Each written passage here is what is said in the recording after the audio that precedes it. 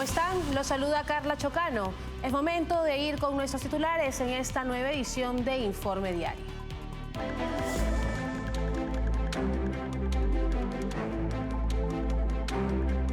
María Corina Machado y Edmundo González Urrutia, figuras destacadas de la oposición en Venezuela, han sido seleccionados entre los 3 finalistas para el prestigioso premio Sájarov, otorgado por el Parlamento Europeo. En España, el líder del Partido Popular, Alberto Núñez Feijóo, ha instado a los aliados del gobierno a distanciarse de Pedro Sánchez debido a los casos de corrupción que involucran al presidente del Ejecutivo y al PSOE. El primer ministro israelí Benjamín Netanyahu dijo que el mal ha sufrido un duro golpe tras la muerte de Yahya Sinwar, líder del grupo terrorista Hamás. El secretario general de la OTAN, Mark Rutte, advirtió que el respaldo de China a la invasión rusa en Ucrania tendrá repercusiones negativas en sus intereses y su reputación. Empezamos con el desarrollo de la información. Les contamos que María Corina Machado y Edmundo González Urrutia, figuras clave de la oposición venezolana, han sido seleccionados entre los 3 finalistas del premio Sájarov, que concede el Parlamento Europeo a defensores de los derechos humanos y la libertad de conciencia. Esta nominación reconoce su incansable lucha por la democracia en Venezuela frente al régimen de Nicolás Maduro, resaltando su papel en un contexto de represión y violencia política. María Corina Machado y Edmundo González Urrutia, figuras destacadas de la oposición democrática en Venezuela, han sido seleccionados entre los 3 finalistas para el prestigioso premio Sájarov, otorgado por el Parlamento Europeo. Este reconocimiento se concede anualmente a quienes realizaron una labor extraordinaria en defensa de los derechos humanos y la libertad de conciencia. La histórica nominación fue impulsada por el Partido Popular Europeo y los conservadores y reformistas europeos. El 17 de octubre, las comisiones de Asuntos Exteriores y Desarrollo del Parlamento Europeo eligieron a Machado y González mediante un voto secreto, reconociendo su esfuerzo en favor de la libertad y democracia en Venezuela, a pesar de la violencia política y las amenazas del régimen de Nicolás Maduro. El premio Sájarov, que celebra a aquellos que defienden la libertad de conciencia, destaca en esta ocasión la labor de ambos líderes venezolanos. Machado, quien fue electa candidata presidencial a través de unas primarias y luego inhabilitada por la dictadura de Nicolás Maduro, ha sido un pilar fundamental para movilizar a la oposición en un contexto sumamente hostil. Este proceso permitió que Edmundo González Urrutia se convierta en el abanderado de la oposición y, según las actas electorales, fue vencedor de las elecciones del 28 de julio.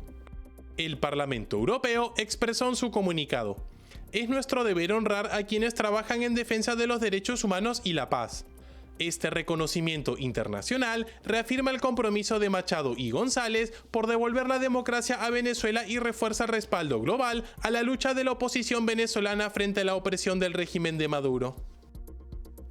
Y por su parte, la líder opositora venezolana, María Corina Machado, reafirmó su compromiso de permanecer en el país, a pesar de las amenazas y persecuciones en su contra por parte de la dictadura de Nicolás Maduro. En una reciente entrevista difundida por el Comando con Venezuela, Machado expresó su firme decisión de seguir junto a los ciudadanos en la lucha por la libertad. Los venezolanos saben que estoy aquí en Venezuela. La gente lo sabe y Nicolás Maduro también lo sabe, declaró con valentía, desafiando las declaraciones del dictador, quien insinuó que ella había abandonado el país. En un acto televisado, Maduro mencionó a Machado asegurando que también se fue, en referencia a otros líderes opositores que han tenido que exiliarse. Sin embargo, Machado fue clara en su respuesta, asegurando que está comprometida con su país y con la lucha que encabeza. Lo que pasa es que están desesperados por saber dónde estoy y yo no les voy a dar ese gusto. Machado subrayó que mientras Maduro vive en un universo paralelo rodeado de guardaespaldas, ella sigue avanzando por la libertad de Venezuela. Además, aseguró que el pueblo ya derrotó al régimen en las elecciones del 28 de julio, lo que ha generado una profunda desesperación en el gobierno. Estas declaraciones, emitidas en un contexto de creciente presión por parte del régimen, reflejan la valentía y determinación de María Corina Machado, quien continúa liderando a la oposición desde el interior del país, a pesar de los riesgos que enfrenta. Y ahora nos vamos a España, donde el fiscal general del Estado, Álvaro García Ortiz, enfrenta una crisis institucional tras la solicitud de renuncia por parte de la mayoría del Consejo Fiscal. La polémica gira en torno a la filtración de correos relacionados con un pacto de conformidad que el novio de la presidenta de la Comunidad de Madrid, Isabel Díaz Ayuso, estaba negociando con la Fiscalía Provincial de Madrid, aunque García Ortiz negó ser el autor. El Tribunal Supremo lo imputó por revelación de secretos, marcando un hito en la democracia española. En España, el fiscal general del Estado, Álvaro García Ortiz, enfrenta una grave crisis institucional tras la solicitud de su renuncia por parte de la mayoría del Consejo Fiscal. Este jueves, 7 vocales de dicho órgano le han pedido que dimita para evitar mayores perjuicios al Ministerio Fiscal, según fuentes fiscales citadas por el diario El Mundo.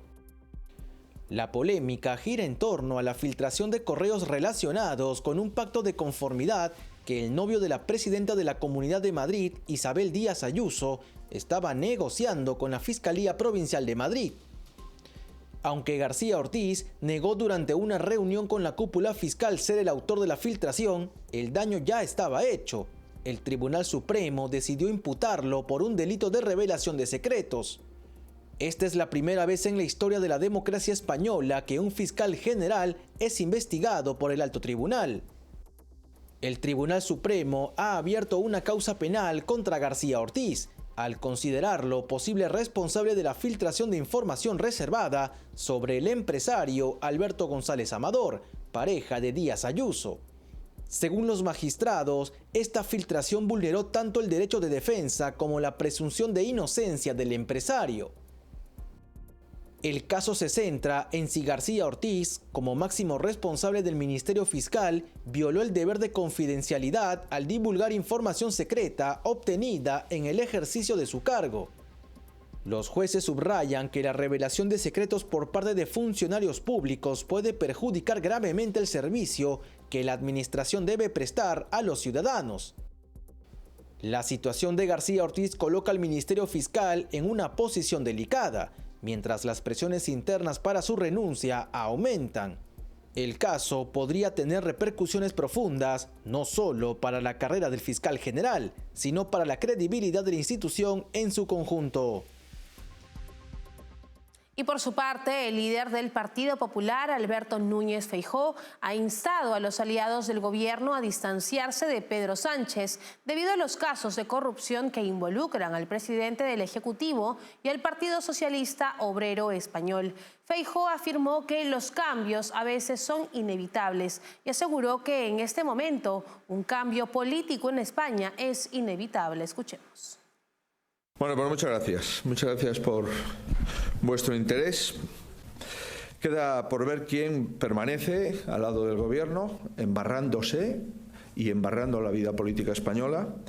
Y yo le aconsejo a sus socios que revisen su posición y que sean coherentes con algunas de sus decisiones anteriores y que tengan en cuenta que al final los cambios en los países a veces son inevitables y, en mi opinión, un cambio político en España es inevitable en este momento.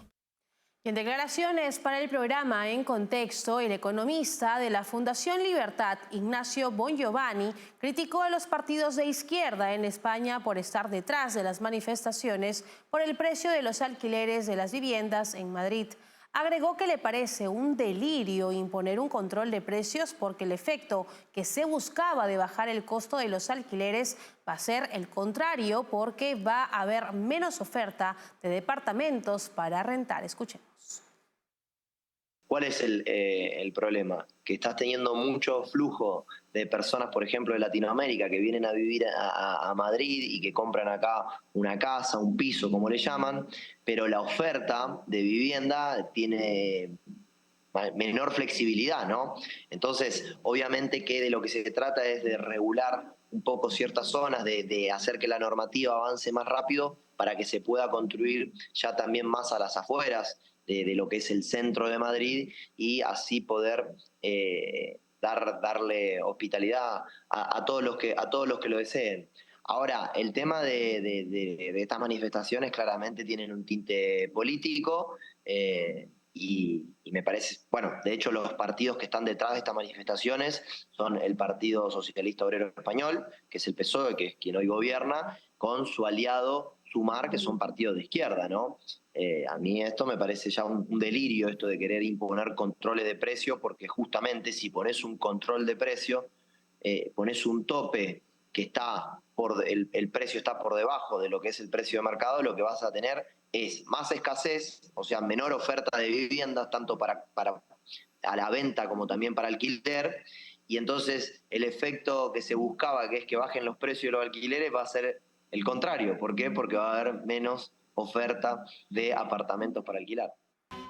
Nos separamos por unos instantes, enseguida volvemos con más en esta edición de Informe Diario. Café Sombra de Pino. Un café diferente que crece a la sombra de pinos en Villarrica. Ya lo saben, Café Sombra de Pino. Un café premium al alcance de todos.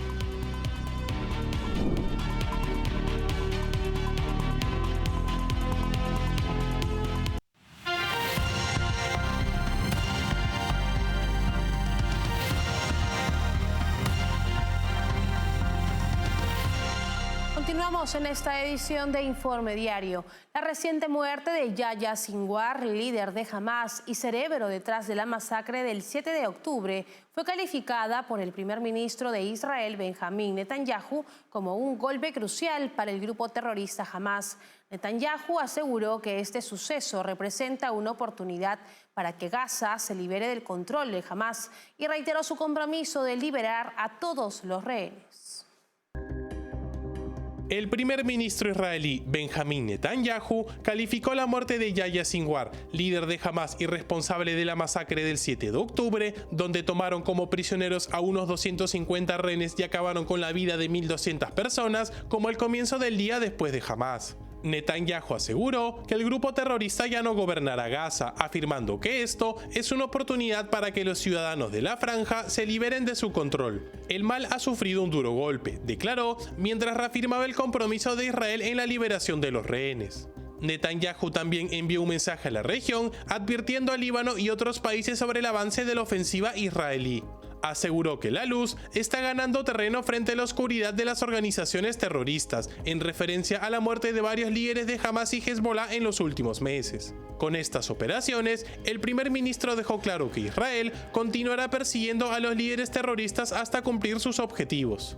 El líder israelí ofreció a los terroristas de Hamás que aún retienen rehenes una salida si entregan sus armas y liberan a los cautivos. El regreso de nuestros rehenes acerca el fin de la guerra, subrayó, advirtiendo que aquellos que los dañen pagarán las consecuencias. Actualmente, 97 rehenes siguen en manos de Hamás, aunque un tercio de ellos ya habrían fallecido. Por su parte, el presidente de Israel, Isaac Herzog, felicitó a los servicios de inteligencia y al ejército por la operación que terminó con Yahya Sinwar. Describió al líder de Hamás como el cerebro detrás de los ataques y responsable de años de actos terroristas contra civiles israelíes.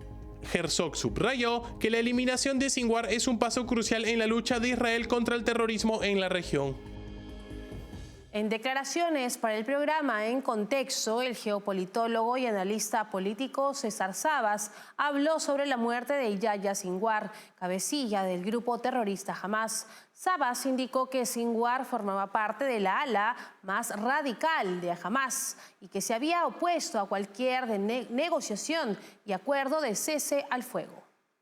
Va a tener un impacto sobre todo moral, porque bueno, era el líder del movimiento Hamás, de su movimiento terrorista,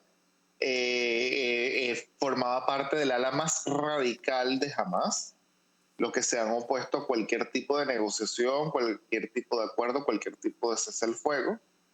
Y digamos que él estaba siendo buscado desde hace un año por el ejército de Israel para como mínimo capturarlo, pero si no, para eliminarlo. Y pues bueno, hace 2 días, en un enfrentamiento, supimos la noticia ayer, fue eliminado justamente por una cuestión bastante fortuita. No fue una operación especial que hizo el ejército de Israel, sino que da la casualidad que este señor, junto con otros 2 terroristas, se toparon con una patrulla fronteriza israelí. Los israelíes abrieron fuego, un tanque abrió fuego hacia el edificio donde él estaba y pues hubo los enfrentamientos, pero en ese momento la patrulla fronteriza no sabía que se trataba del señor Sinwar, hasta que una vez ya esta persona pues muerta, se tomaron las fotos, se vio que era, se hizo un análisis de ADN y esto era Yahya Sinwar. Y en otras noticias, el secretario general de la OTAN, Mark Rutte, advirtió que el respaldo de China a la invasión rusa en Ucrania tendrá repercusiones negativas en sus intereses y su reputación. Rutte señaló que el régimen de Xi Jinping se ha convertido en un facilitador clave del conflicto más grande en Europa desde la Segunda Guerra Mundial. Rutte dio estas declaraciones en una conferencia junto al presidente ucraniano Volodymyr Zelensky tras una reunión del Consejo OTAN-Ucrania. Además, mencionó la importancia del diálogo con ministros de defensa de Japón, Corea del Norte, Nueva Zelanda y Australia, subrayando la creciente cooperación frente a desafíos globales compartidos. Según Rutte, aunque China no es considerada un adversario directo de la OTAN, presenta un desafío significativo. Advirtió que países distantes como Irán, Corea del Norte y China actúan como saboteadores de la seguridad en Europa al apoyar la maquinaria militar rusa con drones y misiles. Ante esta situación, Rutte enfatizó la necesidad de colaborar con socios afines para enfrentar desafíos comunes, reforzar la defensa y defender valores compartidos. También recordó que la OTAN acordó en julio profundizar la cooperación con socios del Indo-Pacífico para abordar temas como ciberdefensa, inteligencia artificial y lucha contra la desinformación. El secretario general concluyó destacando la importancia de trabajar juntos para promover un mundo basado en el Estado de Derecho y defender los valores democráticos, alejándose del uso de la fuerza como principio rector en las relaciones internacionales. Con esta información nos vamos a una nueva pausa comercial. Regresamos con lo último. Café Sombra de Pino. Un café diferente que crece a la sombra de pinos en Villarrica. Ya lo saben, Café Sombra de Pino. Un café premium al alcance de todos.